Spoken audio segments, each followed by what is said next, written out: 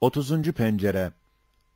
لَوْ كَانَ ف۪يهِمَا آلِهَةٌ اِلَّا اللّٰهُ لَفَسَدَتَا كُلُّ شَيْءٍ هَالِكٌ اِلَّا وَجْهَهُ لَهُ الْحُكْمُ وَاِلَيْهِ تُرْجَعُونَ. Şu pencere, imkan ve hudusa müesses umum mütekelliminin penceresidir ve isbat-ı vacibül vücuda karşı caddeleridir.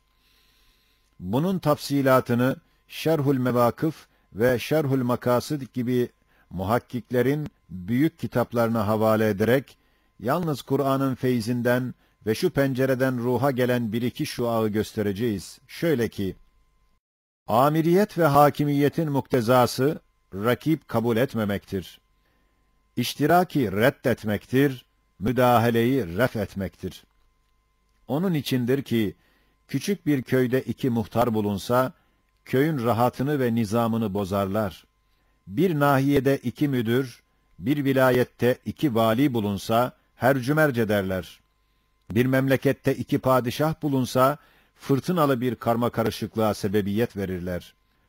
Madem hakimiyet ve amiriyetin gölgesinin zayıf bir gölgesi ve cüz'i bir numunesi, muavenete muhtaç aciz insanlarda böyle rakip ve zıttı ve emsalinin müdahalesini kabul etmezse, acaba saltanat-ı mutlaka suretindeki hakimiyet ve rububiyet derecesindeki amiriyet, bir kadir-i mutlakta ne derece o reddi müdahale kanunu, ne kadar esaslı bir surette hükmünü icra ettiğini kıyas et.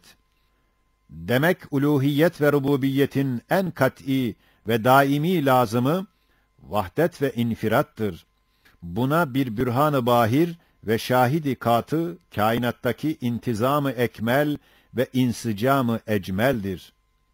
Sinek kanadından tut, ta semavat kandillerine kadar öyle bir nizam var ki, akıl onun karşısında hayretinden ve istihsanından, Sübhanallah, Maşallah, Barakallah der, secde eder. Eğer zerre miktar şerike yer bulunsaydı, müdahalesi olsaydı, لَوْ كَانَ ف۪يهِمَا آلِهَةٌ اِلَّا اللّٰهُ لَفَسَدَتَا ayet-i kerimesinin delaletiyle nizam bozulacaktı, suret değişecekti, fesadın asarı görünecekti. Halbuki تَرْجِعِ الْبَصَرَ هَلْ تَرَى مِنْ فُطُورٍ ثُمَّ ارْجِعِ الْبَصَرَ كَرَّتَيْنِ يَنْقَلِبْ إِلَيْكَ الْبَصَرُ خَاسِئًا وَهُوَ حَسِيرٌ delaletiyle ve şu ifadeyle nazar-ı beşer kusuru aramak için ne kadar çabalasa, hiçbir yerde kusuru bulamayarak, yorgun olarak menzili olan göze gelip, onu gönderen münekkit akla diyecek, beyhude yoruldun, kusur yok demesiyle gösteriyor ki, nizam ve intizam gayet mükemmeldir. Demek intizam-ı kainat, vahdaniyetin kat'î şahididir. Gelelim hudusa. Mütekellimin demişler ki, alem mütegayyirdir. Her mütegayyir hadistir. Her bir hadisin bir muhdisi, yani mucidi var. Öyleyse bu kainatın kadim bir mucidi var. Biz de deriz, evet kainat hadistir. Çünkü görüyoruz, her asırda, belki her senede, belki her mevsimde bir kainat, bir alem gider, biri gelir. Demek bir Kadir-i Zülcelal var ki, bu kainatı hiçten icat ederek, her senede belki her mevsimde, belki her günde birisini icat eder, ehli şuura gösterir ve sonra onu alır, başkasını getirir. Birbiri arkasına takıp zincirleme bir surette zamanın şeridine asıyor. Elbette bu alem gibi birer kainat-ı müteceddide hükmünde olan, her baharda gözümüzün önünde hiçten gelen ve giden kainatları icat eden bir Zat-ı Kadir'in mucizat-ı kudretidirler. Elbette alem içinde her vakit alemleri halk edip değiştiren zat, mutlaka şu alemi dahi o halk etmiştir ve şu alemi ve ruh-i zemini o büyük misafirlere misafirhane yapmıştır. Gelelim imkan bahsine. Mütekellimin demişler ki, imkan, mütesabiyü't tarafeyndir. Yani, adem ve vücut, ikisi de müsavi olsa, bir tahsis edici, bir tercih edici, bir mucit lazımdır. Çünkü mümkinat birbirini icat edip teselsül edemez. Yahut o onu, o da onu icat edip devir suretinde dahi olamaz. Öyleyse bir vacibül vücut vardır ki bunları icat ediyor. Devir ve teselsülü 12 bürhan, yani arşi ve süllemi gibi namlar ile müsemma meşhur 12 delil-i kat'î ile devri iptal etmişler ve teselsülü muhal göstermişler. Silsile-i esbabı kesip vacibül vücudun vücudunu ispat etmişler. Biz de deriz ki esbab teselsülün berahini ile alemin nihayetinde kesilmesinden ise her şeyde Halık-ı Küllü şeye has sikkeyi göstermek daha kat'î, daha kolaydır. Kur'an'ın feyziyle bütün pencereler ve bütün sözler o esas üzerine gitmişler. Bununla beraber imkan noktasının hadsiz bir vüs'atı var. Hadsiz cihetlerle vacibül vücudun vücudunu gösteriyor. Yalnız mütekelliminin teselsülün kesilmesi yoluna elhak geniş ve büyük olan o caddeye münhasır değildir. Belki haddü hesaba gelmeyen yollar ile vacibül vücudun marifetine yol açar. Şöyle ki, her bir şey vücudunda, sıfatında, müddet-i bekasında hadsiz imkanat, yani gayet çok yollar ve cihetler içinde mütereddit iken, görüyoruz ki, o hadsiz cihetler içinde vücutça muntazam bir yolu takip ediyor. Her bir sıfatı da mahsus bir tarzda ona veriyor. Müddeti bekasında bütün değiştirdiği sıfat ve haller dahi böyle bir tahsis ile veriliyor. Demek bir muhassısın iradesiyle, bir müreccihin tercihiyle, bir mucid-i hakimin icadıyledir ki, hadsiz yollar içinde hikmetli bir yolda onu sevk eder. Muntazam sıfatı ve ahvali ona giydiriyor. Sonra infirattan çıkarıp bir terkipli cisme cüz yapar, imkanat ziyadeleşir. Çünkü o cisimde binler tarzda bulunabilir. Halbuki neticesiz o vaziyetler içinde neticeli, mahsus bir vaziyet ona verilir ki, mühim neticeleri ve faydeleri ve o cisimde vazifeleri gördürülüyor. Sonra o cisim dahi diğer bir cisme cüz yaptırılıyor. İmkanat daha ziyadeleşir. Çünkü binlerle tarzda bulunabilir. İşte o binler tarz içinde bir tek vaziyet veriliyor. O vaziyet ile mühim vazifeler gördürülüyor ve hakeza. Gittikçe daha ziyade kat'î bir hakîm-i müdebbirin vücubu vücudunu gösteriyor. Bir amir-i alimin emriyle sevk edildiğini bildiriyor. Cisim içinde cisim, birbiri içinde cüz olup giden bütün bu terkiplerde, nasıl bir nefer, takımında, bölüğünde, taburunda, alayında, fırkasında, ordusunda, mütedahil o heyetlerden her birisine mahsus birer vazifesi, hikmetli birer nispeti, intizamlı birer hizmeti bulunuyor. Hem nasıl ki senin göz bebeğinden bir hücre, gözünde bir nispeti ve bir vazifesi var. Senin başın heyeti umumiyesi nispetine dahi hikmetli bir vazifesi ve hizmeti vardır. Zerre miktar şaşırsa, sıhhat ve idare-i beden bozulur. Kan damarlarına, his ve hareket asaplarına, hatta bedenin heyeti umumiyesinde birer mahsus vazifesi, hikmetli birer vaziyeti vardır. Binlerle imkanat içinde bir sani hakimin hikmetiyle o muayyen vaziyet verilmiştir.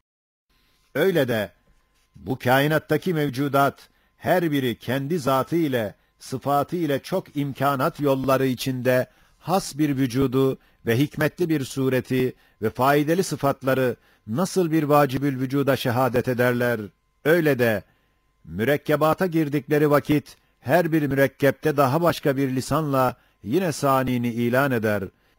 Gitgide ta en büyük mürekkebe kadar nispeti, vazifesi, hizmeti itibariyle sani hakimin vücubu vücuduna ve ihtiyarına ve iradesine şehadet eder.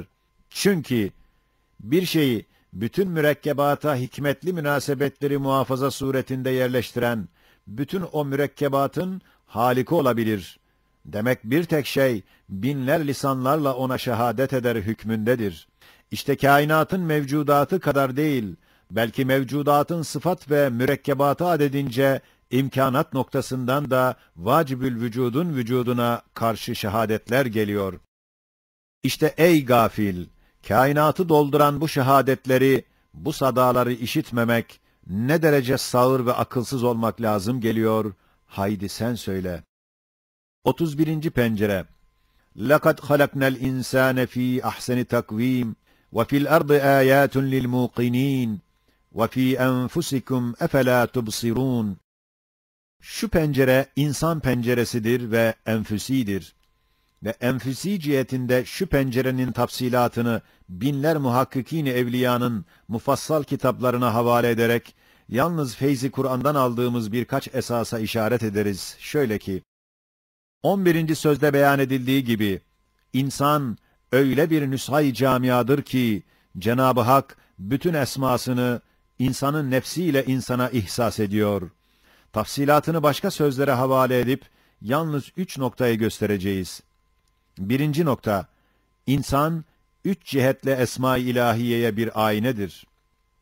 1. vecih, gecede zulümat nasıl nuru gösterir, öyle de insan, zaf-ı acziyle, fakr-ı hacatiyle, naks-ı kusuriyle, bir Kadir-i Zülcelal'in kudretini, kuvvetini, gınasını, rahmetini bildiriyor ve hakeza.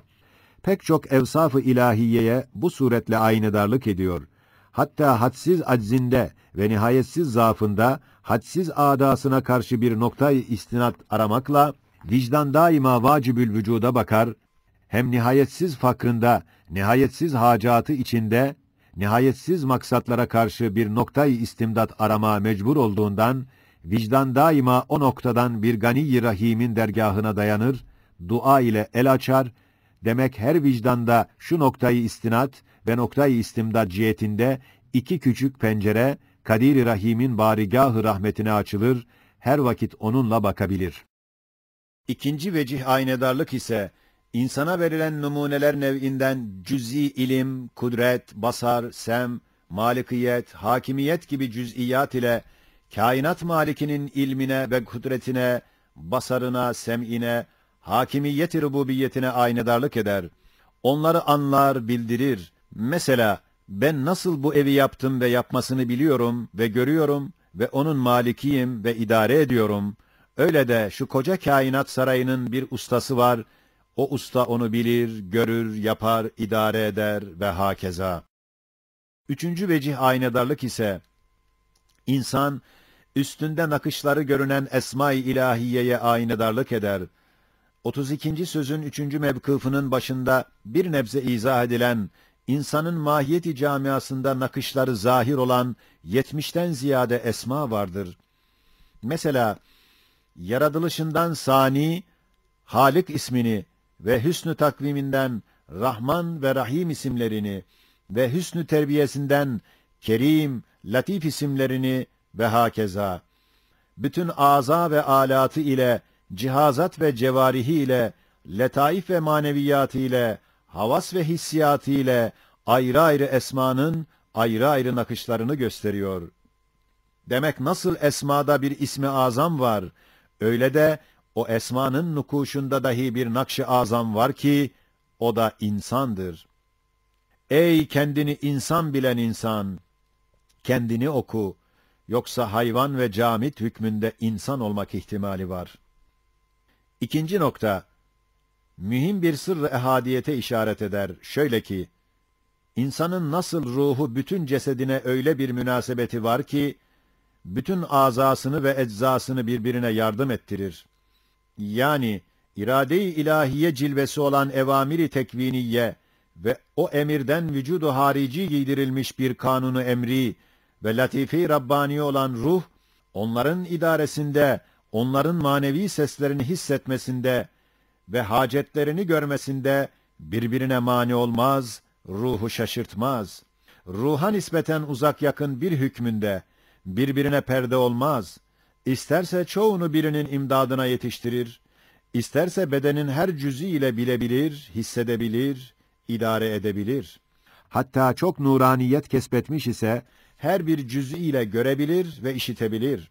Öyle de وَلِلَّهِ الْمَثَلُ الْاَعْلَى, Cenab-ı Hakk'ın madem onun bir kanunu emri olan ruh, küçük bir alem olan insan cisminde ve azasında bu vaziyeti gösteriyor.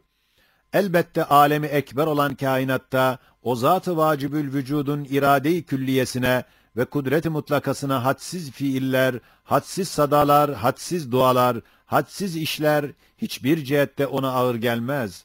Birbirine mani olmaz. O Halik-i Zülcelal'i meşgul etmez, şaşırtmaz. Bütününü birden görür, bütün sesleri birden işitir, yakın uzak birdir, isterse bütününü birinin imdadına gönderir. Her şey ile her şeyi görebilir, seslerini işitebilir ve her şey ile her şeyi bilir ve hakeza. 3. nokta, hayatın pek mühim bir mahiyeti ve ehemmiyetli bir vazifesi var. Fakat o bahis, hayat penceresinde ve 20. mektubun 8. kelimesinde tafsili geçtiğinden ona havale edip, yalnız bunu ihtar ederiz ki, hayatta hissiyat suretinde kaynayan memzuç nakışlar, pek çok esma ve şuunat-ı zatiyeye işaret eder. Gayet parlak bir surette Hayy-i Kayyum'un şuunat-ı zatiyesine aynedarlık eder.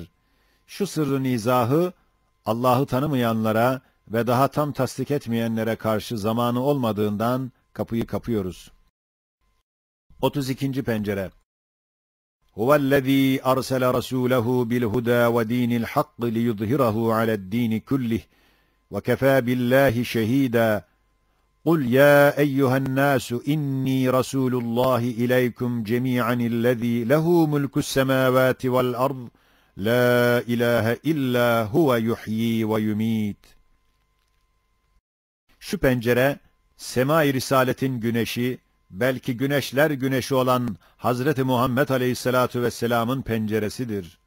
Şu gayet parlak ve pek büyük ve çok nurani pencere, 31. söz olan Miraç Risalesiyle 19. söz olan Nübüvvet-i Ahmediye Aleyhisselatu Vesselam Risalesinde ve 19 işaretli olan 19. mektupta ne derece nurani ve zahir olduğu ispat edildiğinden, o iki sözü ve o mektubu ve o mektubun 19. işaretini bu makamda düşünüp, sözü onlara havale edip, yalnız deriz ki, tevhidin bir bürhan-ı natıkı olan Zat-ı Ahmediye Aleyhisselatu Vesselam, risalet ve velayet cenahları ile, yani kendinden evvel bütün enbiyanın tevatürle icmalarını ve ondan sonraki bütün evliyanın ve asfiyanın icmakârâne tevatürlerini tazammun eden bir kuvvetle, bütün hayatında, bütün kuvvetiyle vahdaniyeti gösterip ilan etmiş ve alem-i İslamiyet gibi geniş, parlak, nurani bir pencereyi marifetullah'a açmıştır. İmam-ı Gazali, İmam-ı Rabbani, Muhyiddin Arabi, Abdülkadir Geylani gibi milyonlar muhakkikin asfiya ve sıddıkîn o pencereden bakıyorlar, başkalarına da gösteriyorlar. Acaba böyle bir pencereyi kapatacak bir perde var mı? Ve onu ittiham edip bu pencereden bakmayanın aklı var mı? Haydi sen söyle. 33. pencere. Elhamdülillahillezî enzele alâ abdihil kitâbe ve lem yec'al lehu ivecâ qayyimâ. Elif lam ra. Kitabun enzelnâhu ileyke lituhricen nâse minezzulümâti ilen-nur. Bütün geçmiş pencereler, Kur'an denizinden bazı katreler olduğunu düşün. Sonra Kur'an'da ne kadar âb-ı hayat hükmünde olan envar-ı tevhid var olduğunu kıyas edebilirsin. Fakat bütün o pencerelerin menbaı ve madeni ve aslı olan Kur'an'a gayet mücmel bir surette, gayet basit bir tarzda bakılsa dahi, yine gayet parlak, nurani bir pencere-i camiadır. O pencere ne kadar kat'î ve parlak ve nurani olduğunu, 25. söz olan İcaz-ı Kur'an Risalesine ve 19. mektubun 18. işaretine havale ediyoruz. Ve Kur'an'ı bize gönderen Zat-ı Zülcelal'in Arş-ı Rahmanisine niyaz edip deriz: Rabbena la tuâkhidnâ in nesînâ ev ahta'nâ. Rabbena la tuzigh kulûbenâ ba'de iz hedeytenâ. Rabbena teqabbel minnâ inneke entes-semî'ul alîm. Ve tub aleyna inneke entet-tevvâbur rahîm.